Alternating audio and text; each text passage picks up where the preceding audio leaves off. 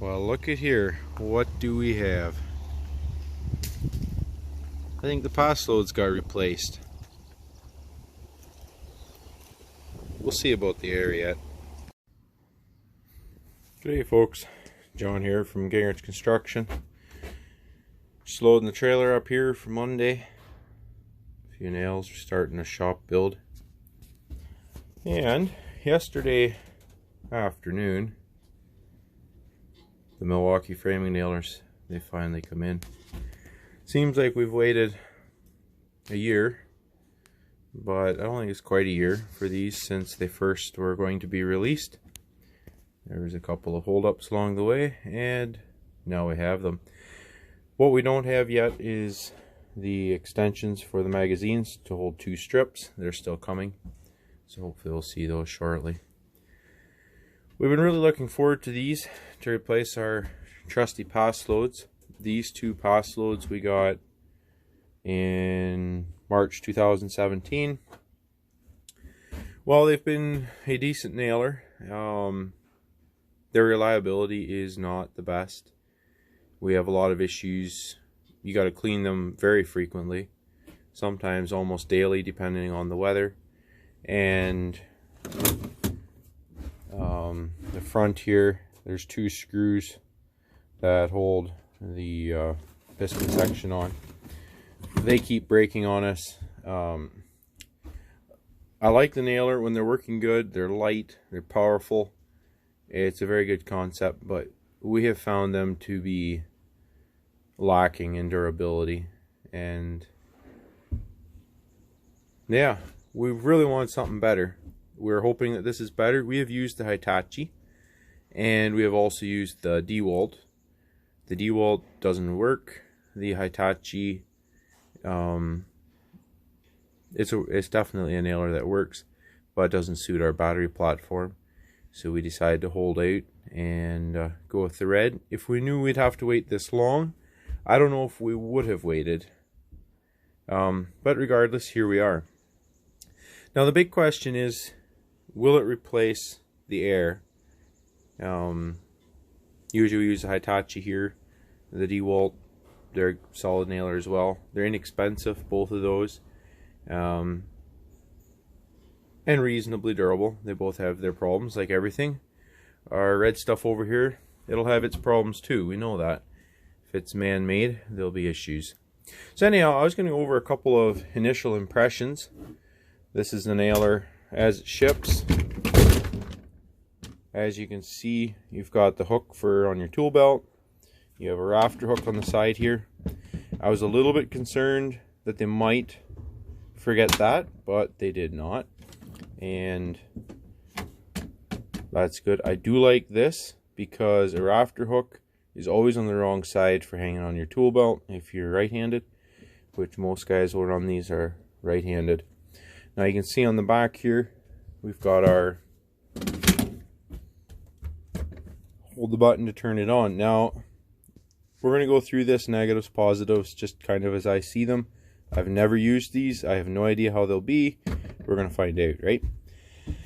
And of course there'll be a video to follow up on that.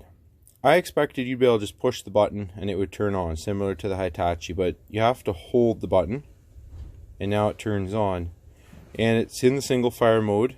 Instead of just hitting the button to go to bump fire, you have to again hold the button and then it switches.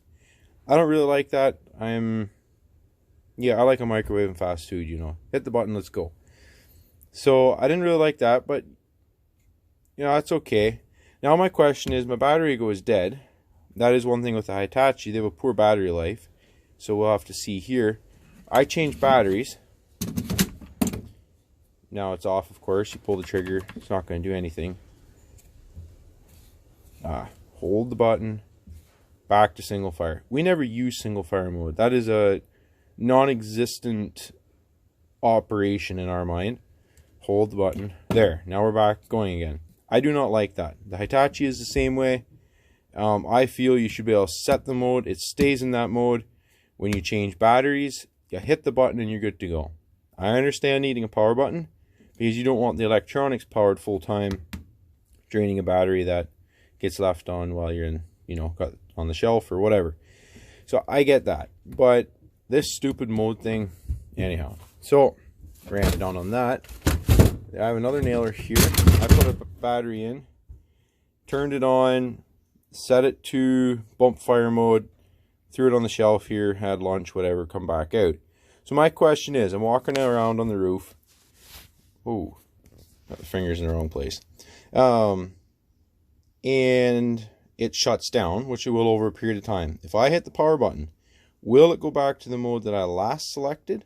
Or is it going to go back to single fire mode? Now we'll find out. Back to single fire mode. And that right there, I do not like. There is no reason for that.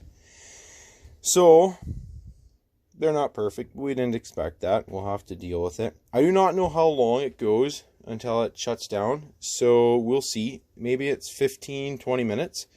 If that's the case, then it's probably not going to actually be an issue. We find with the Hitachi, it's quite a short period of time. And so you're often hit the button, change the mode, and then going again. So very frustrating. Okay, on to things that we like. Back here. Let's see. Grab us a strip of nails somewhere over here.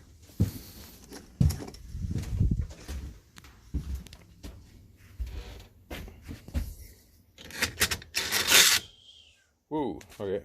Didn't have you in the camera there. So I just threw the strip of nails in, as you can see. And then I can grab the slide and it pulls back. I really like that. That's similar to the Hitachi framing nailer. I do not like it when you have to pull the slide back, drop your nails in. Yeah, there's no need for that. Anyhow, so really like that. The adjustment for the depth, I like that as well.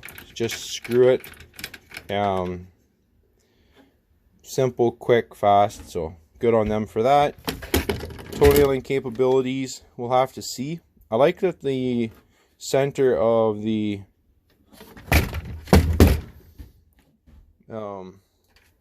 whatever you want to call it, nose piece is narrow. It's not a really wide, clumsy.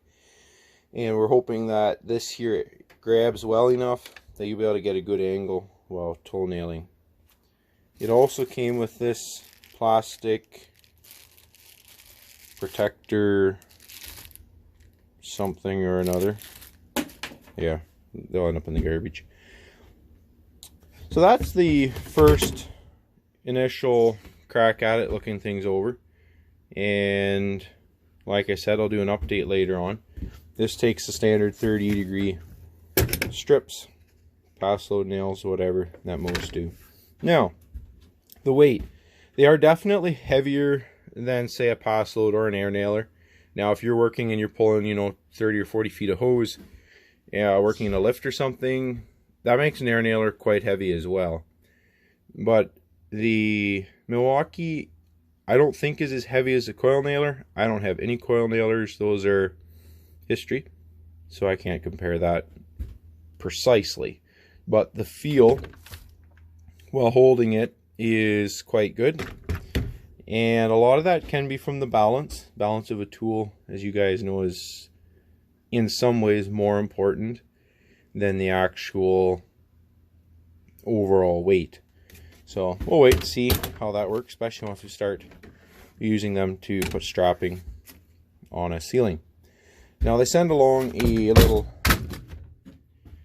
service guide here for resetting the striker. So basically, if it gets stuck out, and from basically just shoot it again and it'll reset itself, and then clearing the jam nails. If you have to pull your slide magazine assembly off, there is a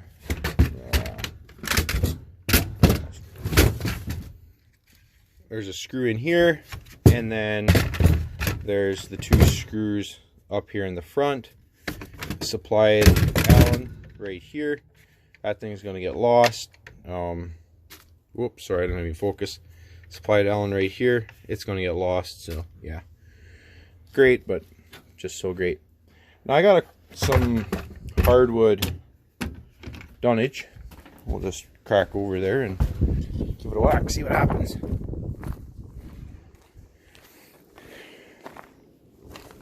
Okay, this puppy right here, it's hardwood dunnage where they ship our steel building frames on. And so I'd give her a whack, see what happens with the nailer.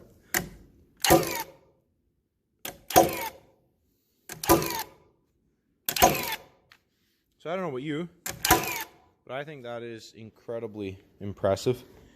The power of it is air nailer slash pass load, definitely. And I was concerned that it might not be. Well, it doesn't look like that'll be an issue at first glance. We'll have to see once we start cracking some LVLs together. And then the bump fire. Now, the one thing I noticed with the bump fire is it's not as fast as what you actually think it is. But they were very smart. And you know, with like a pass load or your, well, any other cordless nailer that I know of, Hitachi included, if you get back down on the nose piece too soon, you actually have to come back off, reset, and go again. And this one here, if you actually get back on too soon, it simply waits until it's ready and then it fires. So it may have a half-second delay in there and you don't actually catch on. I don't know why I pick it up on camera. We'll give her a whirl.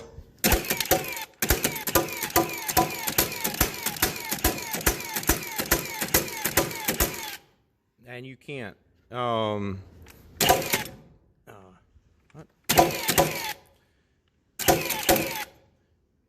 It's just that quarter second. It doesn't matter. I just thought it's very interesting how changing the thought process of the tool actually makes it appear much quicker than any of the competition.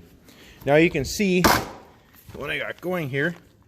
I have nails that did not actually sink all the way, but as you've seen, I was clipping right along. Most other nailers would have that happen as well. So I guess that's basically my quick first impressions, shiny tool feelings, and time's going to tell how they really hold out. Are they going to be durable? When we were at one of the trade shows, the Milwaukee rep asked me how much I would pay for this tool. This is before it was released. And I told him I'll pay whatever it takes to buy it. And he said, what about $10,000? And I laughed at him, of course, and said, no. But seriously, any dollar value that they'll be able to sell it in the market, I will pay for it. And they're $750 for the kit. Nailer, 1 5-amp-hour battery, charger, and a bag. So they're not cheap. They're actually far from it. But along with telling him I would pay whatever it took to buy one, I told him they absolutely must give good warranty. And that is something where we feel the Milwaukee has been slipping. We've run into it now a number of times where we've sent tools in that the electronics went down on, and they're telling us it's operator abuse or water damage or something like that. And we actually work when it rains. So that is of a big concern to me. These nailers may work. They may work great. But if there's a weak link in the system and Milwaukee doesn't stand behind the warranty and they just say we used them too hard, then I'll be very disappointed, because there's definitely cheaper options out there. And you know, we've used air nailers for years, and they're definitely the most durable solution we have. We don't have to pay, you know, $2,000 plus in nailers to operate. It's a convenience to us. So that was my concern. I don't know, he didn't have a comment to make on that grievance of mine in relating to warranty, but let's hope they keep stepping up to the plate, because we all know that the yellow definitely stands behind their product and are very good when it comes to warranty. At least that is our experience up here. Alright, thanks guys for watching. We'll put these puppies through the paces, see what they perform like on the job, and do a follow-up video sometime. As always, keep working hard. Many depending on you.